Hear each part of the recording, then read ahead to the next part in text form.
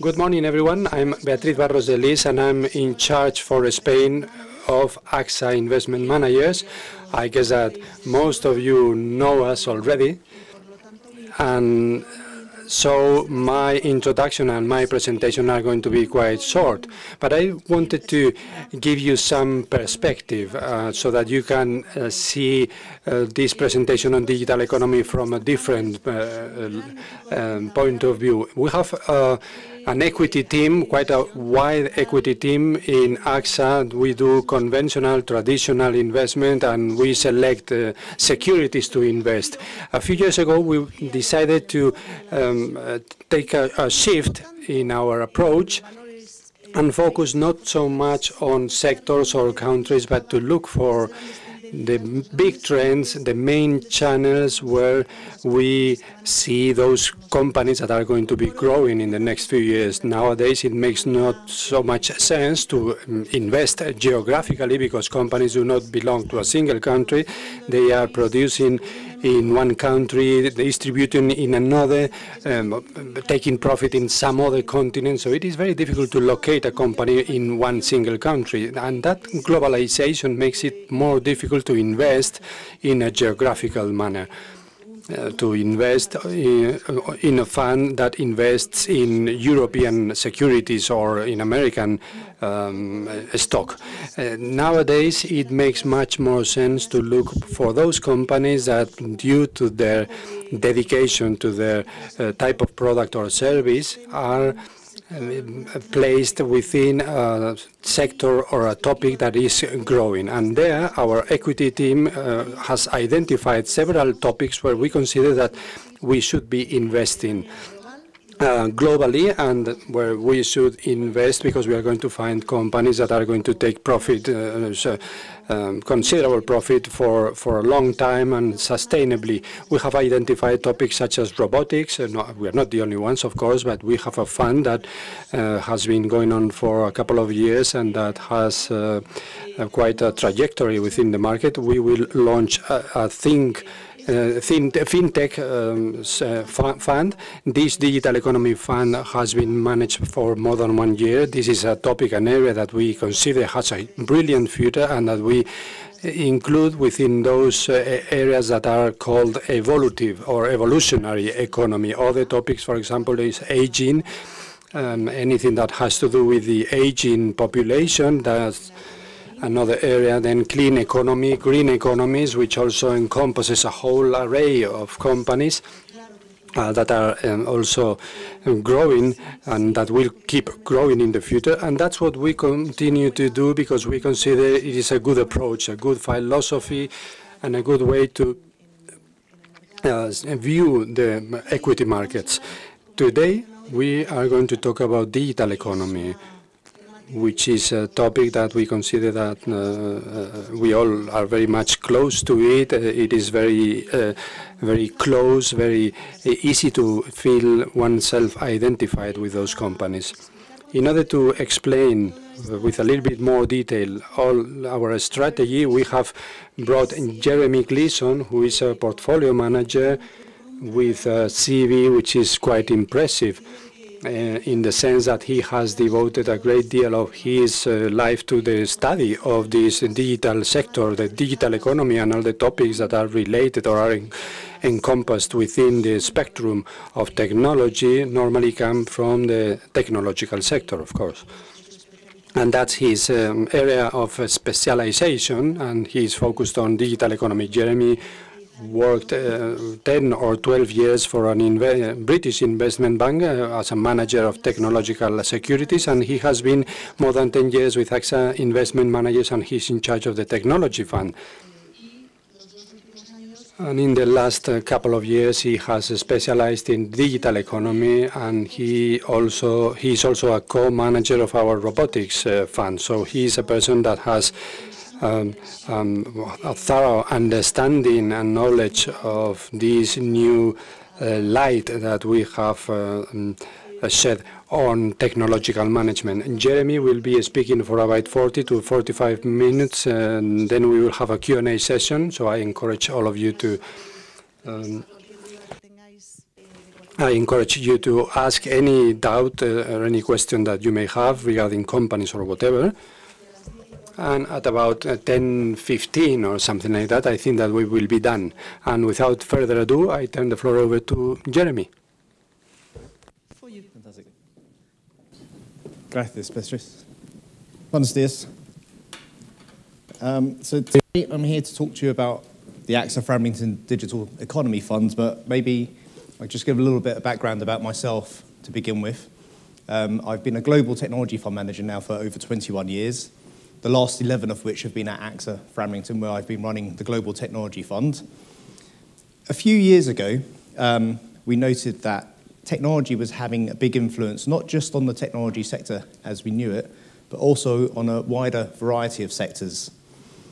Now, in terms of my overall approach of investing in the technology sector, historically, it's always been led by a bottom-up stock-picking approach, but also looking at the big themes that are out there to make sure I'm investing in companies who are benefiting from those long-term themes. Now, we noted that those long-term themes were expanding into other sectors where technology was having a significant influence. One of which was around automation, and we launched our robotics fund a few years ago to benefit from the fact that technology was having a significant impact on sectors such as industrials, transportation, and healthcare. But these companies weren't necessarily companies that you would put in a traditional technology fund. So by launching our Robotech strategy, we felt we could take advantage of the use of technology through a variety of other sectors. Similarly, we noticed that the impact technology was having on both the consumer and the merchant. New digital channels were opening up for merchants to exploit and also for consumers to be able to learn about how they make purchases and make purchases in a more informed way. So we launched our Digital Economy Fund on the back of that. As you can see, we're looking at a number of themes now at AXA Flamlington. We have a thematic approach across a number of our funds, and these are the main themes that we are approaching. So these are the actual funds that have been launched. As you can see, we've been very successful with our Robotech strategy, where we now have approximately $5 billion of assets under management on a global basis. And our digital economy strategy, which was launched just over a year ago, so it was launched in late October 2017, now has approximately $300 million of assets in that strategy alone.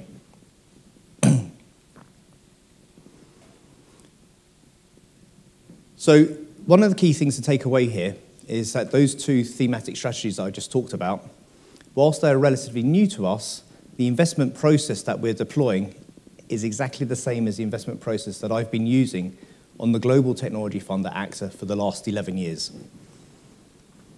And as you can see, we've put up the long-term track record of the Global Technology Fund here to demonstrate the fact that that investment process that we use does actually deliver good results over time.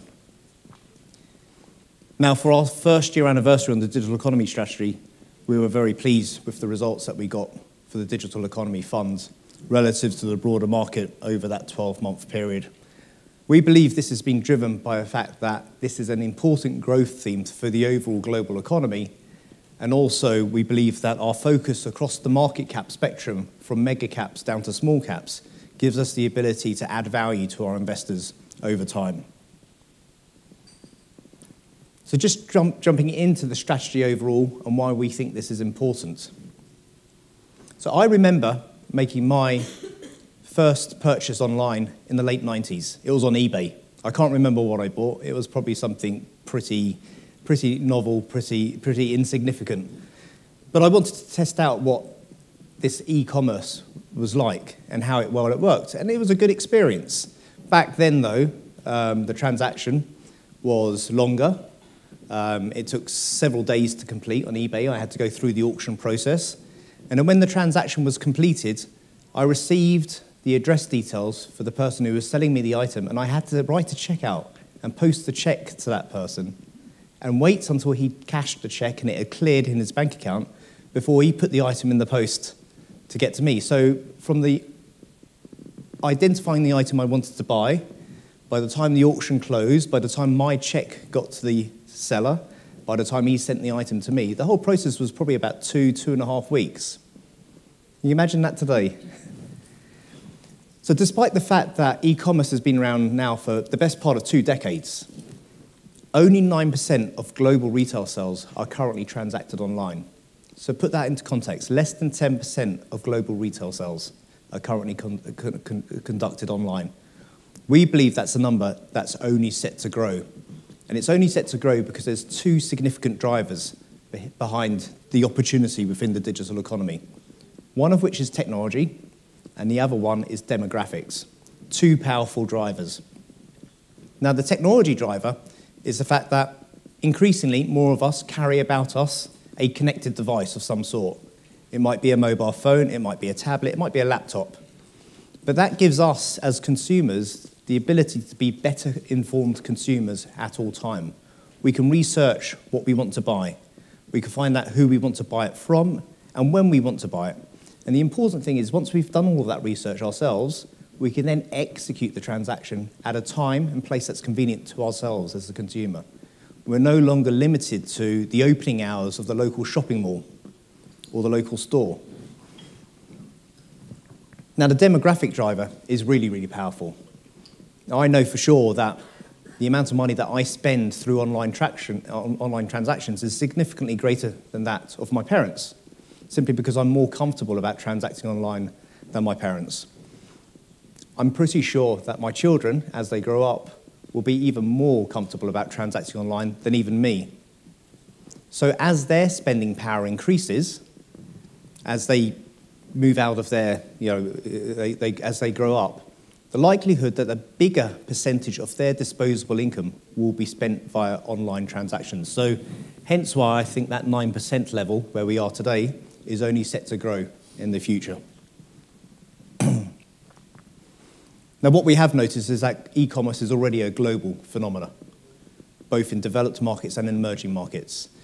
And it's interesting here, the rate of adoption of e-commerce in various countries around the world. And there's a variety of reasons for this. But interestingly, in China, e-commerce penetration is already higher than many other places around the world, partly because of the way that the Chinese market has gone from the local retailer direct to e-commerce, whereas in Western and developed markets, it's gone from the local retailer to the out-of-town shopping mall or the big shopping center, and then finally it's making its way to e-commerce. The Chinese missed out that middle step, and as a result, penetration of e-commerce has been faster, simply because people want more options. They want more choice when they purchase something, and they can't get that from their local retailer, so they go straight to the web. But as you can see, overall, despite the fact that the levels of penetration vary from territory to territory, overall, it's still pretty low, and it's expected that there's going to be significant growth in the coming years. One thing that we've seen already is the emergence of online shopping holidays. So if you will, what this demonstrates is that on these particular days, when there is a significant amount of volume of purchases being transacted on the internet, that these internet websites, these marketplaces, are robust enough to scale and be able to cope with the huge number of volume of transactions that take place on one day and still provide the customer a good experience. This is really important because obviously if we don't get a good experience when we try to buy something online, we're probably not going to attempt to do it again, or we'll be much more reluctant about attempting to transact online in the future. So a few years ago, to celebrate their 20th anniversary, Amazon launched something called their Prime Day. On the 12th of July, 2015, I think it was. This was to celebrate their anniversary, and it gave members of the Prime Club the ability to buy products on special deals on that one day. This year, on Prime Day, Amazon sold $4 billion worth of products. Actually, that's not absolutely accurate. They received $4 billion worth of revenue. So for some of the transactions that they make for third-party sellers, they only take a fee from that transaction. So actually, the amount of revenue that passed through their website that day was significantly higher than $4 billion, but $4 billion in revenues were what they were able to recognize from all those transactions. Cyber Monday, which takes place next Monday. It's always the Monday after the Thanksgiving holiday. Now, historically in the US, Black Friday, the day after Thanksgiving, Thanksgiving always falls on a Thursday, Black Friday was the big shopping holiday in the US. It's the day that families got together and went to the shopping mall and started to make their purchases for the holiday season. That's shifted. Increasingly, Black Friday is now seeing a fall in retail value. Not necessarily a fall in retail value, but fewer people are going to shopping malls to make their purchases on the day after Thanksgiving, and instead they're choosing to spend that time with their families instead of going and avoiding those big crowded shopping malls. We've seen plenty of pictures of the past of people queuing up to get into the likes of Macy's or Bloomingdale's. And instead they're waiting, and they're actually doing their purchasing the following Monday, the Monday after the holiday weekend, and they're doing an increasing amount of those transactions online. So obviously we don't know what the figure is going to be for next week, but we anticipate that it will be a big figure and should demonstrate growth on a year-on-year basis. But last year on Cyber Monday in America, $6.6 billion worth of products were sold. Now, blowing all of this out of the water is what's going on in China. In China, the 11th of November, or the 11th of the 11th, 1111, is celebrated as Singles Day. It's kind of the opposite to Valentine's Day, if you will. It's when people buy presents for people who are single. In 2017, on Singles Day, which is something that the Chinese e-commerce market has adopted as being a shopping holiday now, Alibaba sold $25 billion worth of product on that single day. Now, we've just passed Singles Day for 2018. It only happened literally a few days ago. It wasn't in time for us to be able to update the slide here. But Alibaba reported last week on Singles Day that they sold $30 billion of revenues on that single day. So the key takeaway here is that online transactions are very scalable, that these businesses can cope with those individual one-day spikes far better than traditional retailing could ever think about or dream about achieving. So from an investment perspective, how do we go about investing in the digital economy? We've highlighted 4 key sub-themes, and we've called these the 4 Ds of the digital economy: discovery, decisions, delivery, and data enablers. And I'm going to go into each of these in a bit more detail. So 2017 is quite interesting. It's the first year that advertisers spent more on digital advertising than traditional TV. So it tells you how important digital advertising and digital channels have already become.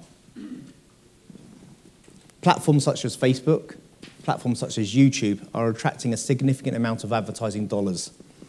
And the exciting thing for advertisers using this channel is that they get almost immediate feedback as to how successful their advertising campaign is being. It's very different to traditional media advertising, traditional TV, where you have had to collect information, and hopefully maybe in weeks, but probably more likely in months, you would have had some sort of feedback as to how it's successful, that advertising campaign, how many eyeballs you hit, maybe how much your sales improved as a result of that advertising campaign. It was much more of an art than a science in terms of being able to measure exactly what sort of return on investment you got. With digital advertising, because you can measure click-throughs, you can monitor people's activity once they've clicked through and come to your website and looked around and maybe made a transaction, you get an immediate measurement of how successful that advertising campaign, which enables you as an advertiser to be able to dial up or dial down your spending on advertising depending on how successful it is. There's an old adage in the advertising industry, which is, I know 50% of my budget is wasted. I just don't know which 50%. That's changing in the digital world because you can immediately get feedback as to what's working and what's not working. So that higher return on investment is driving advertisers to spend more on digital channels.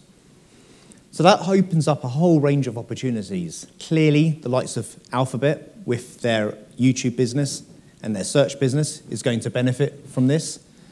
Companies like Adobe, which I think we're all very familiar with Adobe, they provide the creative tools to enable to create innovative, creative content for digital channels, but they also provide marketing tools so you can measure and score the effectiveness of those marketing campaigns, are helping advertisers around the world.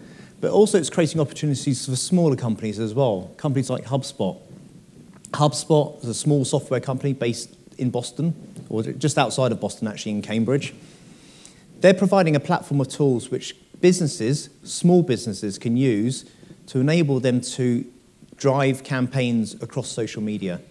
And once they're driving those campaigns across social media, they can also use the tools that HubSpot provide to help them generate leads, convert those leads into sales, and then once a customer becomes a customer, manage the relationship with that customer on an ongoing basis. So HubSpot have been growing at a very healthy rate, have been doing very well. It's a company we've known for a long time, and it's been in the fund since we launched the fund just over a year ago. The second D is around decisions. So the decisions opportunity within the digital economy touches on a whole variety of end markets, a whole variety of businesses. Clearly, it includes the marketplaces that we already know very well, the likes of Amazon and Alibaba.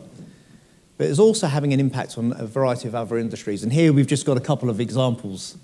One is the video gaming industry. If any of you have young kids, you might already be very well aware about the changes going on in the video games industry by the fact that your children are already able to play their games online, interact online, and make subsequent transactions online.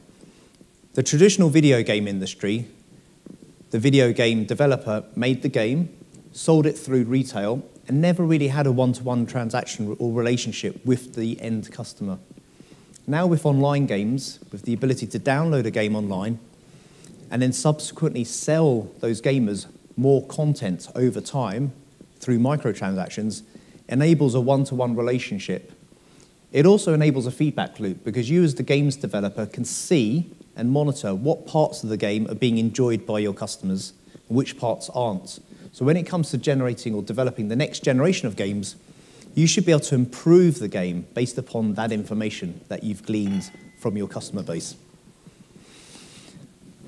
IAC Interactive Corporation is another opportunity within the decisions. Now, the global dating market is huge. And IAC, arguably the leader of providing platforms for people to be introduced and meet other people online that they may wish to have a relationship with.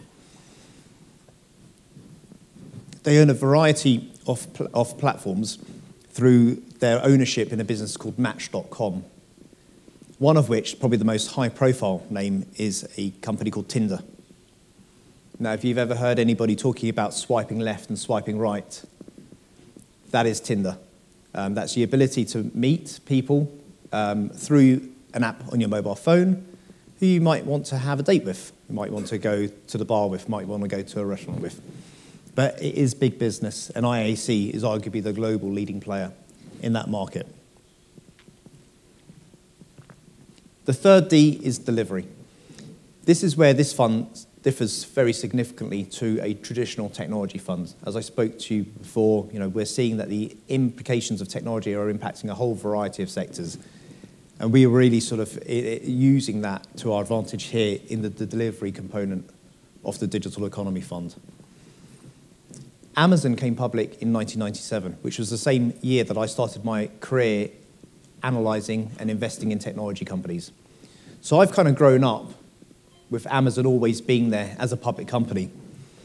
There's been many, many books written about why Amazon's been so successful, when if you remember at the time in the late 90s, there was actually a number of e-commerce companies out there doing a variety of things, many of which did not have or enjoy the success that Amazon have had. I would argue, everyone's got a thesis as why Amazon's been successful when all these other companies have not. I would argue very strongly that Amazon have been successful because they removed the friction from the transaction. They made it easy for people to find what they wanted to buy and then, most importantly, complete the transaction.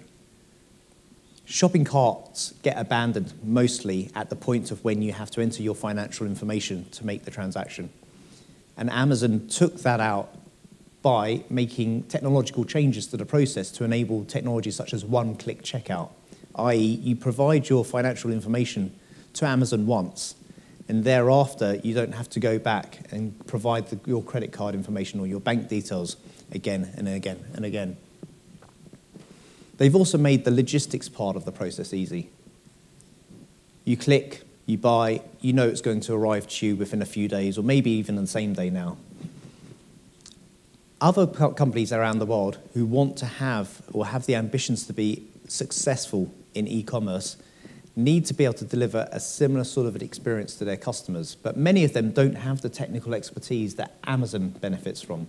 So they're going to have to partner with the best-of-breed third-party providers across fulfillment, logistics, and transactions. So here we're investing in what we regard as being those best-of-breed third-party providers. Companies like Deutsche Post or XPO Logistics is an American company. Companies like Goodman and Prologis who provide fulfillment centers, or they're effectively real estate companies with industrial warehouses in convenient locations from where you can fulfill your customers' orders.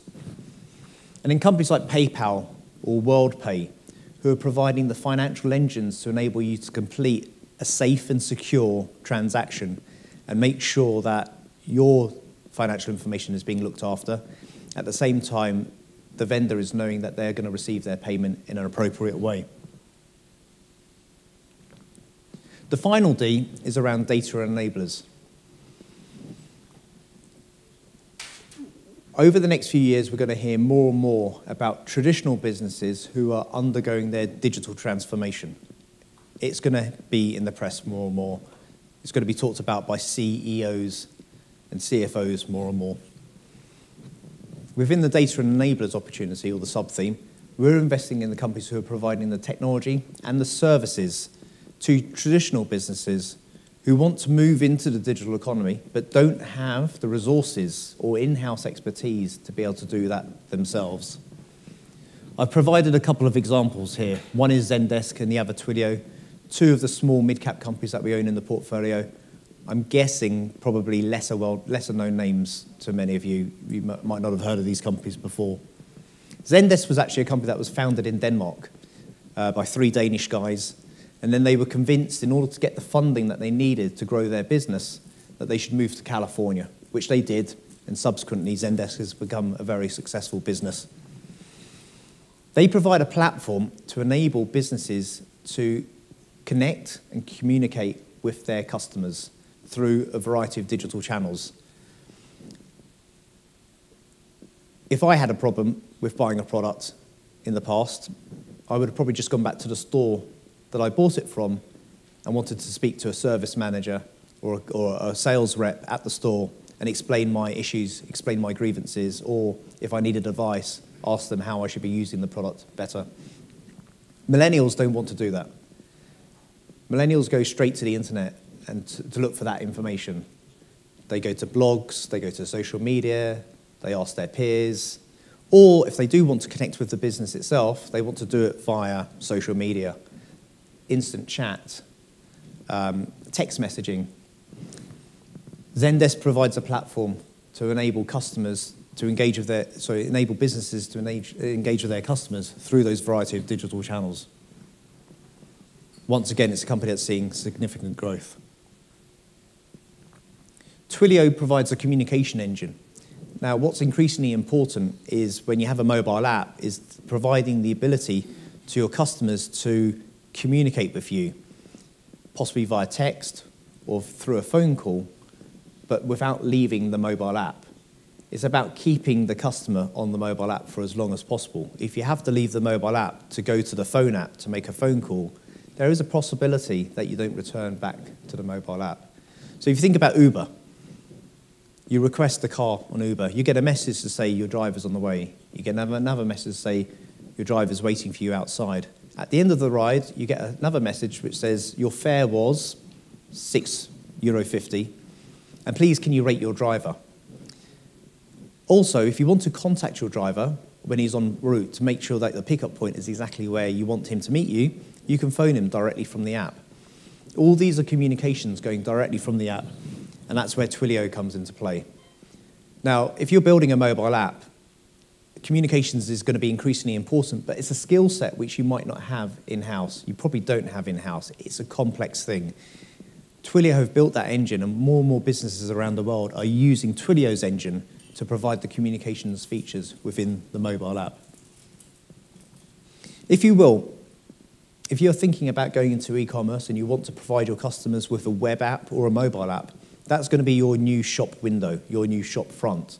That's where you're expecting customers to come to conduct their business and generate revenue for you. If your shop isn't open for business, those customers are going to go somewhere else. And statistics show that 84% of mobile app users will not return to a failing app. So think about that. If your app isn't working properly, your customers or potential customers are not coming back to you, they're going somewhere else.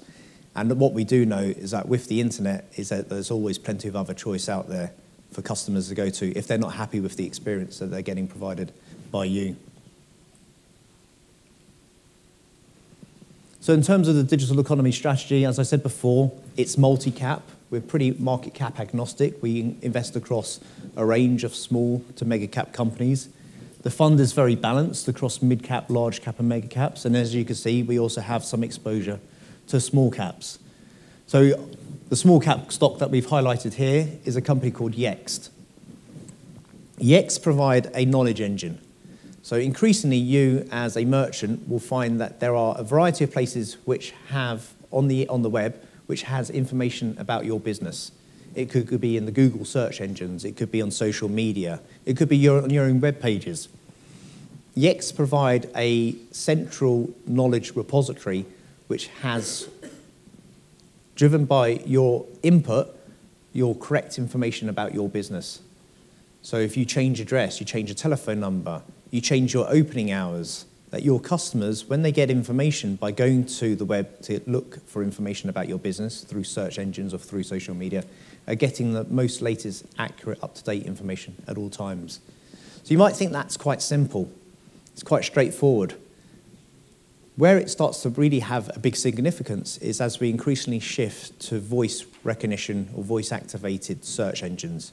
So as we use Alexa, as we use Google Home, as we use Siri, typically when you ask any of those devices for a local pizzeria or a local pharmacy or where can I go and buy some shoes, it may only give you one or two responses.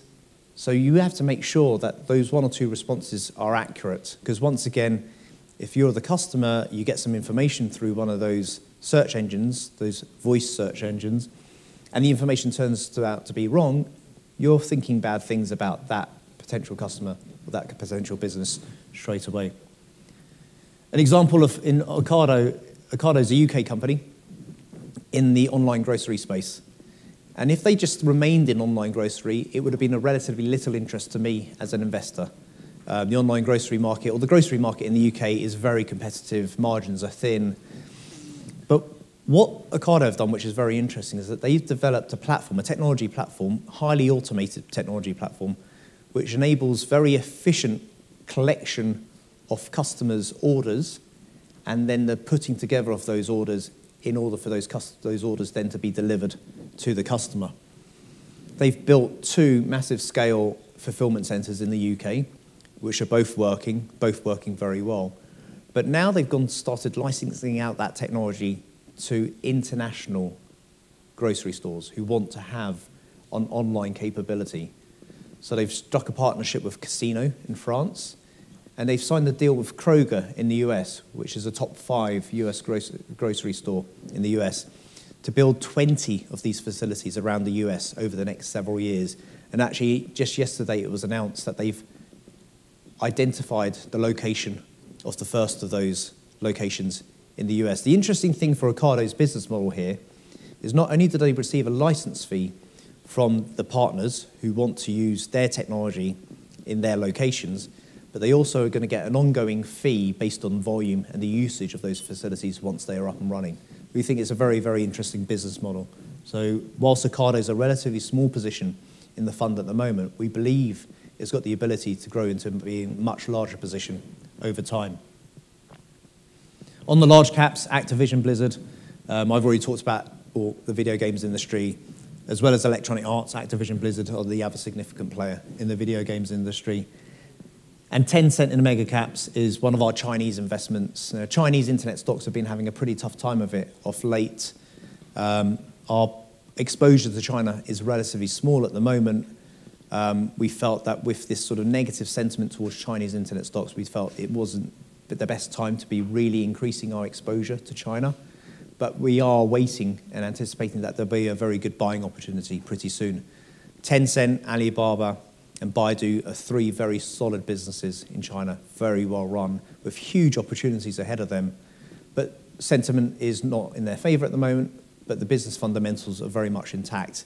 And that creates an opportunity for us at some point in the future to increase our exposure to those businesses. As you can see from the top 10 holdings, this is quite different from a traditional technology fund. This is not a technology fund that's being wrapped up in a new wrapper. You know, having exposure, sorry, there's a little bit of a mistake on the first line. It's Visa. Visa have not merged with Amazon, at least not to my knowledge, but it is Visa. Amazon is actually the 6th largest holding in the portfolio. But even companies like New Relic and Zendesk, which are some of the small mid-cap holdings that we have in the fund, appear in the top 10, demonstrating that when we have a conviction, even on the smaller companies, that we're quite happy to have significant positions in the fund, in those stocks.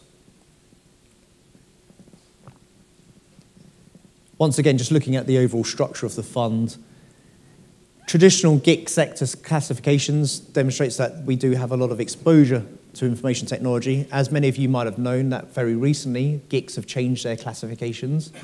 They've now opened up something called the communication services sector, which will encompass a number of companies which were traditionally in information tech, but also in consumer and also in telecom services. So these charts, the next time you see them, are likely to be changed to demonstrate the fact that the GIC sector classifications have also changed. What you will notice as a result of that is a more balanced, less pronounced exposure just to the information technology sector. From a geographical split, we do have a lot of exposure to North America.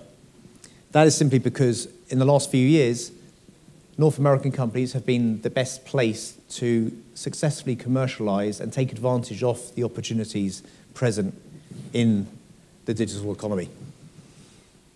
An interesting thing is if you look at the revenues generated by the businesses that we own in the fund, only a little bit over 50% of revenues generated by the businesses that we own in the fund are generated in North America. So the fund is actually much more global in nature versus what the location of the businesses actually demonstrates. And 20% of the fund's underlying revenues comes from emerging markets. So a good global mix in the overall fund. So just to summarize, we launched a digital economy strategy just over a year ago, so we've now got that 1-year track record. It's approximately $300 million in size. It's been growing quite nicely during the course of this year. We would expect it to be a fairly concentrated portfolio so we can demonstrate our conviction in the companies that we want to invest in. So at the moment, there's about 55 holdings. So we expect the range over time to be somewhere between 40 to 60 holdings. We also take a long-term view on our investments. Now, we've only got a 1-year track record on the digital economy, so maybe the numbers for the digital economy fund aren't that relevant. But just to put it into context, the global technology fund that I've been running for 11 years has, on average, over the last several years, had a turnover of around about 20%. We typically say 20 to 30% is what turnover you would expect to see. But actually, in the first year of its existence, the digital economy fund has exhibited a turnover of less than 10%. It reinforces the fact that we take a long-term view on our conviction holdings, and we're willing to sort of ride out periods of volatility, assuming that the fundamentals of the businesses that we're investing in are remaining intact. And just one thing just to remind you why we think this is a huge opportunity and why the companies that we're investing in have got many years of growth ahead of them is that just 9% of retail transactions are done digitally today, a number that's only likely to rise in the future. And with that, I'm quite happy to open up and take questions. Thank you.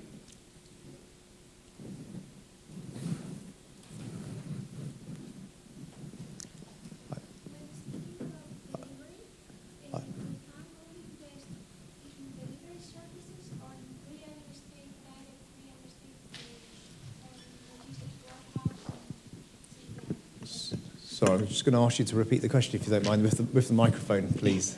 Thank you. When speaking about the idea of delivery, the fund or the investor is expected to be invest only in services of delivery or in direct real estate of logistic warehouses? Yeah, the great thing about a thematic fund is that there's no sort of limitations in terms of what we can invest in. So we would expect to invest in both services companies as well as real estate companies, and we already have exposure to both. I don't know if does that answer your question?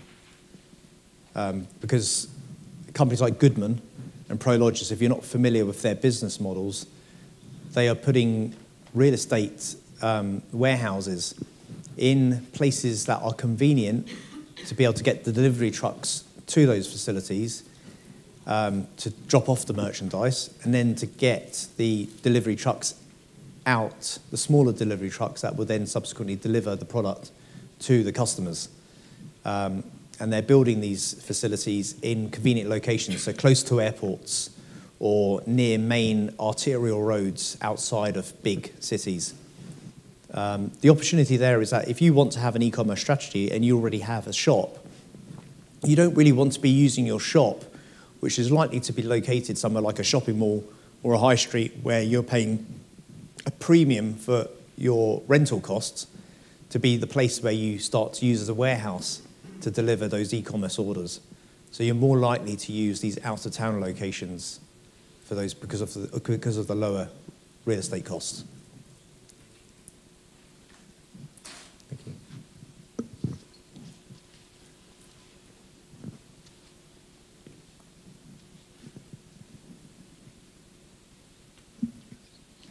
I would like to make 3 questions in total. First one, I didn't see any play about artificial intelligence, which I guess it will fit under enablers, probably. And I know China is betting a lot of money on artificial intelligence, and they are buying many companies in Europe and across the world in this field. So one question will be, how will artificial intelligence will feature in your fund in the near future, in the next few years? Sure. Second question is, I remember that to make a profit, you buy cheap and you sell high. So what you said now is that China is cheap. Baidu, Tencent, and Alibaba are cheap right now because of market sentiment. So why not buy now that they are cheap and include it in the fund? And the last one is a question probably in the Robotech fund about robotics. You have pretty much the same holdings as everyone else that has a fund on robotics. Okay. And I can see the same thing here. You have some of the same names in your fund that are available in other funds. Sure.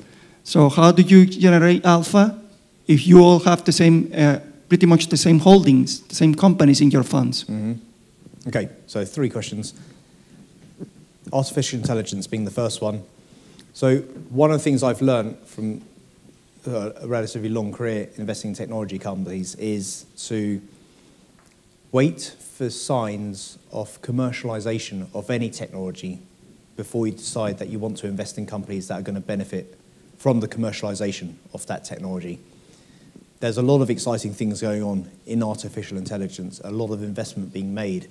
But at the moment, relatively few of them are being shown to being commercially successful. So we're very selective. We will get exposure to AI through some of our existing holdings, given the fact that companies like Alphabet and Amazon are investing in artificial intelligence, and as you rightly said, the Chinese as well, so Alibaba and Tencent in particular. We do get exposure to some elements of artificial intelligence through some of our existing enabling companies, so data enabling companies. So Zendesk was a company I mentioned earlier. Zendesk have developed a product they call chatbot, which enables certain companies who deploy that technology to be able to respond to simple questions from their customers with relevant answers on the basis of trying to make that customer service experience both quicker and hopefully reduce the need for you to have to engage with a human being every time a customer has a relatively simple question. Now, if the system works properly, it will be able to discern over time when the customer's request is more urgent or complicated, and then fall past that request on to a human agent versus being able to support it through an artificial intelligence response. Second question was, so we own Baidu, Tencent, and Alibaba. We can increase our positions in them. The sentiment has been so poor towards those companies, literally up until the last week or so. It's been like catching falling knives. So one thing I have learned from buying in technology companies is when the trend is against you and stocks are falling, it's very difficult just to step up and buy them. Even if the fundamentals are solid, it's sometimes worth waiting for you to see some sort of a plateau. Now, given the performance of those stocks literally over the last few days, relative to the rest of the market, we might be at some sort of plateau. So we are there or thereabouts, but I'm not going to tell you that I'm going to be buying it today or tomorrow, but we are at a point where I feel that those companies are very attractively priced. But I've just learned from experience that you really do have to wait for them to show some signs of a proper bottom before stepping up to buy. And thirdly, the question was around alpha. How do we add value? So we think the Digital Economy Fund is quite different to many of its peers. Certainly different from a number of technology funds. It's not a traditional technology fund. And also, if you look at those top 10 holdings, yes, there is some overlap as we go across the entire market cap spectrum where we have conviction we will buy companies. But there's also a lot of differences, companies there that wouldn't necessarily be figured in the top 10. And if you look at the 55 holdings we have as a whole, once again, I think this portfolio demonstrates a very different type of a structure. In terms of competition for this particular fund, we've only identified one actively managed competitor, and that's Pictet's digital fund. And we think we are significantly different in terms of our investment approach and our investment strategy, this fund versus Pictet's strategy. Certainly, we feel that that's been demonstrated in the relative performance that we've been able to deliver over the last 12 months versus Pictet's strategy. So yes, it's a challenge. A lot of these companies are much more well-known than they historically were.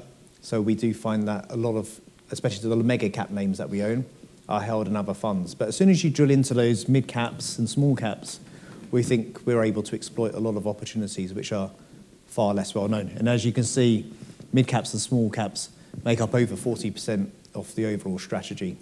So we do think that is exactly where we can generate a lot of alpha. Just one further thing just to support that, looking at the attribution analysis of the performance that we've delivered since launch, out of the top 5 performers or contributors to performance, 3 of those are small and mid-cap names. So we think that we're delivering exactly what we think in terms of the small and mid-cap names providing a lot of the alpha.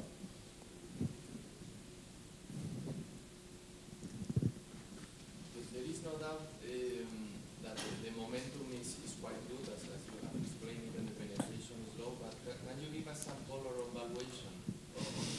And with this correction, how the valuation, where has gotten? Yeah, sure. And also on leverage. I mean, and leverage of this kind of these companies, as I mean, most of the concerns are on leverage on the market, and I think this companies has a lot of cash on balance sheet, so could be a defensive, paradoxically, no, could be a defensive sector. Sure. Yeah. So on valuations, this is a growth area. And what I've always said with regards to investing in good quality growth businesses, you do pay a premium for that growth. So the valuations of this portfolio are above the broader market, no doubt about that. But the types of growth that we've been delivering or seen these companies deliver over the last few years has been far superior to the growth of the broader market.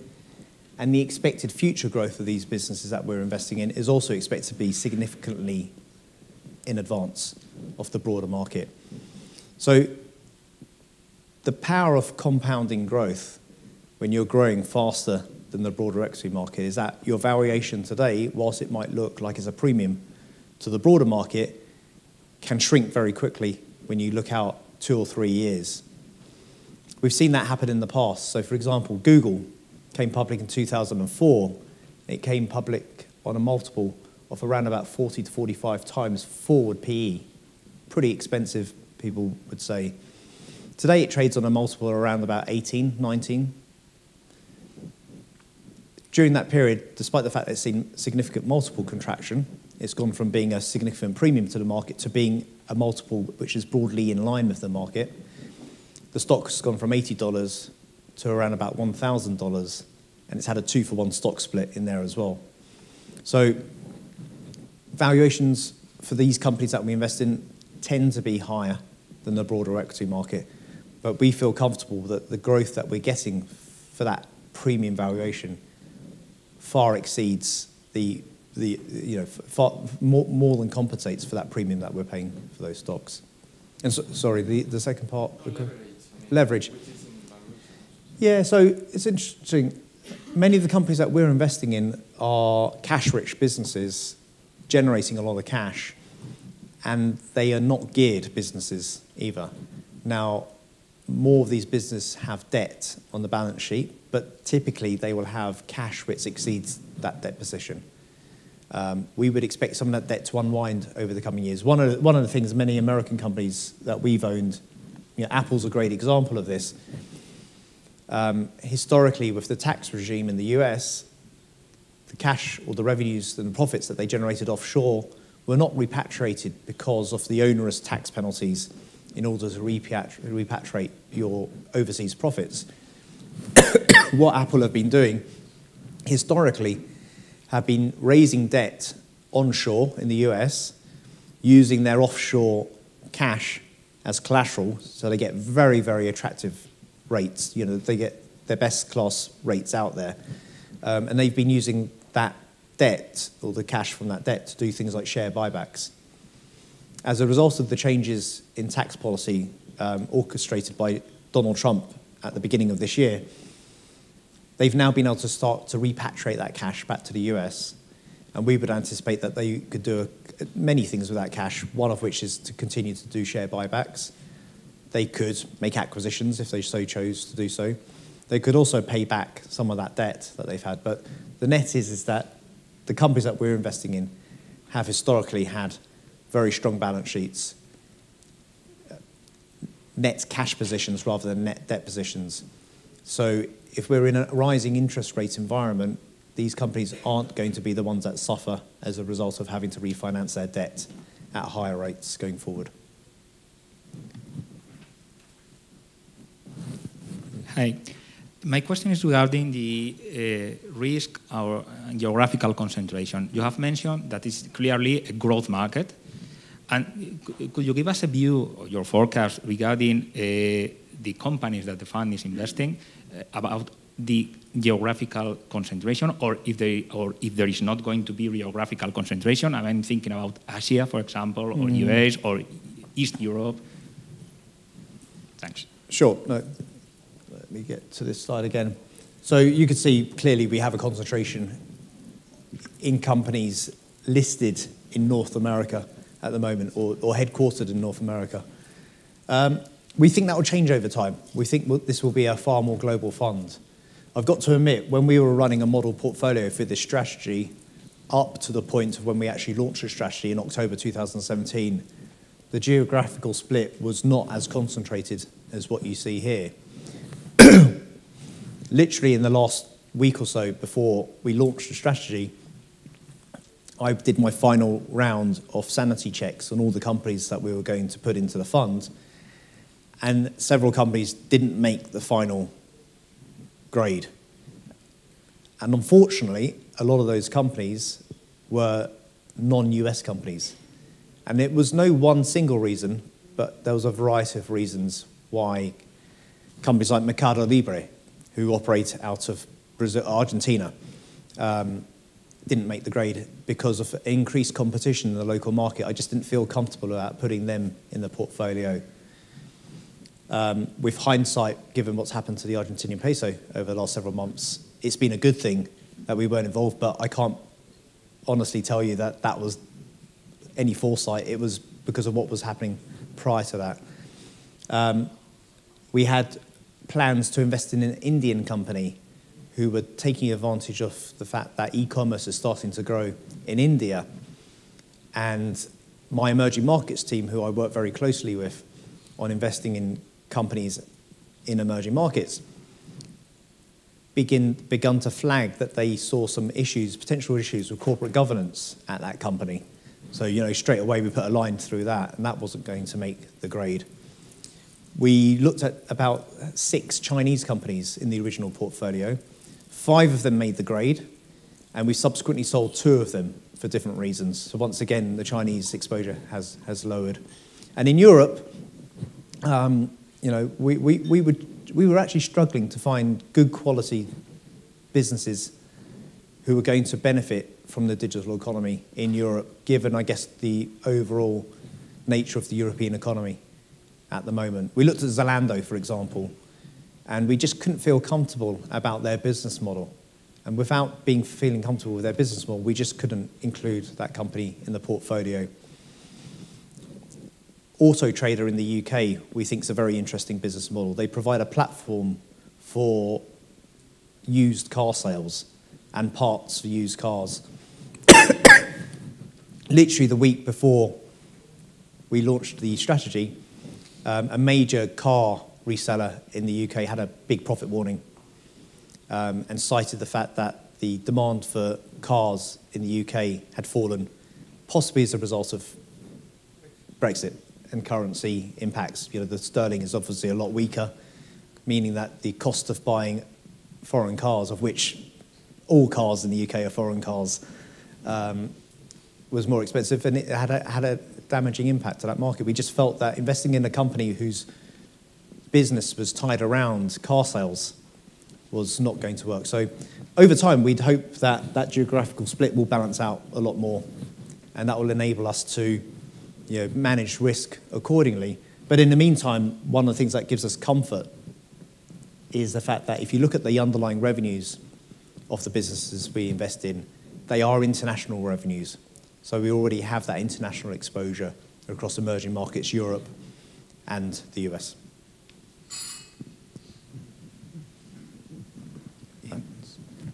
I would like to know, at this moment in time, what is the investment horizon for this fund, having in mind the last October correction, the profile of the companies, etc. And this is the first question. And the second question is, in a pure equity fund like this, do you have any tool or any way to smooth the volatility of the fund? So I'll take the second part first. Not directly. I mean, we don't hedge. We don't invest in non-equity instruments. So one way is we can increase the cash somewhat, and we have done over the last few weeks. We've been running cash at closer to 4 to 5% of the funds rather than the 2 to 3% of the fund that we've been running historically. It's a minor way, but it has a little bit of effect and gives us some firepower to use when we feel that it's time to be buying back in. But no, we don't have any sort of use of financial instruments, derivatives, or hedging to smooth the volatility. This is a long-only equity fund. And in terms of, I guess, the horizon. So, your personal view. Yeah, my personal view. So, we've seen bouts of volatility like this over the last several years. 2017 was the exception when there was hardly any volatility in the market. But seeing corrections from time to time, like the one we're seeing at the moment, are not uncommon. The one thing that I've stuck to in the past is that if the fundamentals are remaining intact, then short-term market gyrations will happen from time to time for a variety of reasons. But if the fundamentals of the business that we're investing in are intact and the global macro outlook is still healthy, then we would expect that we can make returns in those investments over time. Just to put that into context, we did actually see a rotation out of the companies that we're invested in at the end of last year. When news started to emerge about the tax reform in the US, many of the companies that we were invested in were not seen as being the beneficiaries of the tax reform. So we saw rotation out of these types of companies and into companies like financials, for example, who were seen to be big, or domestic companies with significant domestic revenues and profits, who were seen to be benefiting from the lower corporate tax rates that the US was setting. We saw a similar sort of gyration take place at the end of 2016 after Donald Trump won the election in North America. It was seen that businesses other than technology would be seen as the beneficiaries as a result of that political win. So once again, we saw some gyrations and movements out of the technology sector and out of the companies that we invest in now, then as well. So right now, all I can say is that fundamentals are holding up very, very well. Most of the companies that we invest in have reported their Q3 earnings, and Q3 earnings season has been very, very strong. It's just that right now the market is, there are other pressures on the market. We think that these should be relatively short-term rather than long-term, and we would expect and hope that the company's fundamentals will shine through and will be demonstrated in share price appreciation over time. It's one of the reasons why we have this thematic approach to investing, both on the Global Technology Fund, the Robotech Fund, and now the Digital Economy Fund, is that, having done this now for 21 years, I know that there are periods when equities are out of favor. I know there's periods where my style of investment, investing in growth companies, are out of favor. But by investing in companies who are benefiting from those long-term themes, they will over time grow and will deliver good returns for investors over the longer term. But you are going to get periods of volatility from time to time. That's it. Yeah. So around 40% of your portfolio is invested in small, medium companies. That, you have a lot of opportunities and a lot of healthy growth rates, but at some point, most of the market is going to be owned by the winners, the big companies like Google, Facebook, Amazon. Most of the consumers will go to those big companies. Mm-hmm. So my question is, from the shift to small and mid to the big companies that own the market, when is going to be your exit point? I mean, when do you realize that an investment is maybe not as good as you have thought? Because a lot of these companies will or even fail or just try to survive. Sure, no, that's a really good question. There's no one hard and fast rule that I follow on that. So I would argue that many of the large cap companies are in a position that if they do choose to move into some of the markets and businesses that the small and medium companies that we own are doing, they might well do that through M&A. Now, we don't buy companies simply because we think they're going to get bought, but what we have seen is over time, certainly the years that I've been running money at AXA, is that when waves of M&A take place, it's the better quality companies that get bought first. So in our Global Technology Fund, which I've been running for 11 years, we've seen around about 45 takeouts over those 11 years, typically of small and medium businesses that we own, who are being bought quite often by the larger and medium businesses that we may or may not own. Similarly, here in the Digital Economy strategy in February of this year, a company called MuleSoft that we held in the fund announced it was being taken out at a significant premium. You remember that period of volatility that we had at the beginning of this year? Right in the midst of that volatility, Salesforce.com tabled a bid to buy MuleSoft at a significant premium. So we benefited from that takeout. So we would anticipate that, you're right, the big winners will grow both organically and through M&A. And they will conduct M&A when they feel that they need to get into a part of the market which they don't have the in-house skill set or expertise to catch up with what's already out there. And that's when we will benefit. The flip side is what happens when an Amazon or a Google or Microsoft decides that actually they want to go after a market and they're going to do it organically. We have a number of things that we look for in terms of our sell discipline, and one of which is changes to the competitive environment. So if we started to see changes to the competitive environment, that would encourage us to consider our positions and investments in those companies that might be impacted by the changes in the competitive landscape. Other flags that we look out for are disruptive technologies emerging, which could replace or displace an existing business's products. Changes in management teams. So if a management team that we've backed and supported are seeing a high turnover, then we would be somewhat reluctant to continue to support that business until we felt more comfortable in that the new management team are going to execute in the same way as the old management team has done. And the final thing that causes a big flag for us is when a company decides to buy something which changes the business model altogether. And we don't understand why a business is making an acquisition or going into a new market which has no synergies or no overlap with its existing business. So those are, you flagged one of the things that we look out for. It is a concern of ours, and we do monitor that quite closely. Thank you. Great.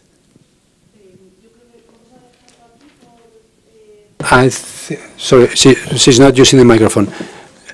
And we are going to leave it here. I would like to thank you all for your attendance. And see you next time. Thank you. Thanks, Beatrice.